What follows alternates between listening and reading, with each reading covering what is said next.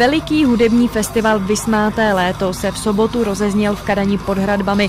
Ti, kteří se rozhodli užít si jej od začátku do konce, měli možnost prožít 14 výborných vystoupení. Na pódiu se vystřídala plejáda českých hvězd, zaspívala Aneta Langerová, zahráli například i MiG-21, Divoký byl a Clue. Prodali jsme asi 4200 lístků a zájem o akci je teda mimořádně veliký, to prostě nikdo nečekal.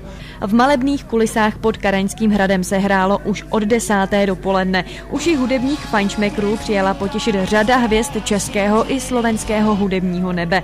Fanoušci kvalitní muziky se do Kadaně sjeli ze širokého okolí. Já jsem sem přišel, protože si myslím, že takovýhle festival nemá jen tak obdoby u nás na severu Čech.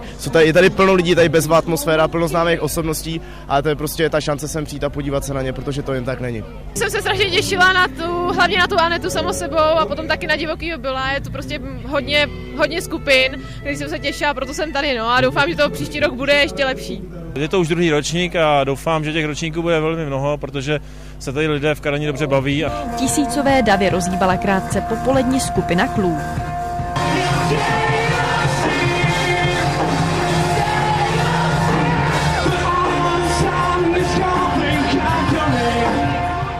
Clue jsou jednou z nejprodávanějších českých kapel a bodují nejen v našich televizích, ale prorazili i do hudebního kanálu MTV.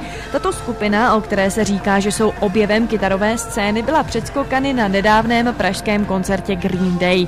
Američan Baxy, který je v této čtveřici muzikantů jediným cizincem, bezprostředně po vystoupení v Kadani lámavou češtinou prohlašoval: Kadan rules, ten nejlepší na světě.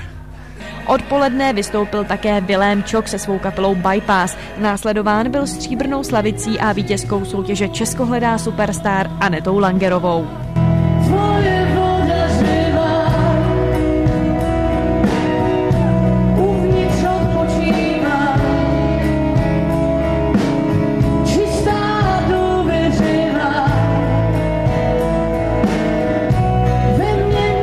Dneska je dvoják, takže tady potom jedu ještě do Český Lípy. A nechybí ti tak trošku prázdniny? No ani ne, já to prožívám tady, prostě tak nějak jezdím s kapelkou, je legrace, kamarádi. Mně nic tak nějak nechybí. Na scéně se v průběhu soboty také objevila nejlepší kapela roku 2004 Divoký byl. Ti si karaňskou atmosféru velmi pochvalovali. A co se atmosféry týče, rozhodně špičkový, přepichový. Asi takovej pocit,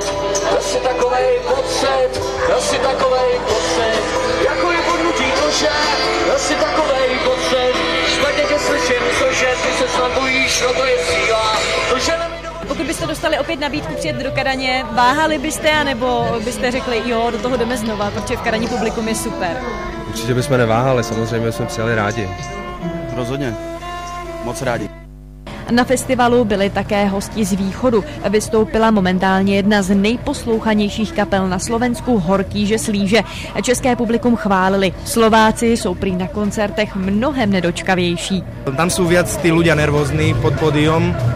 Keď sa kapela robí viac ako 10 minút, tak už sú schopní vypískať alebo niekam poslať. Tu sú zase takí tolerantnejší ľudia, tí zase počkajú, vedia, že tá kapela sa musí aj nazvučiť. Tento festival je veľmi dobrý, ten by som mu dal 8 hvězdičiek z 10, lebo tu aj pes beha s vysielačkou. Zážitkem na sobotním festivalu byly také Vohnout a MiG-21. Na Dobrou noc zahráli Kokot Minute, kteří udělali tečku za jednou z vynikajících karaňských akcí.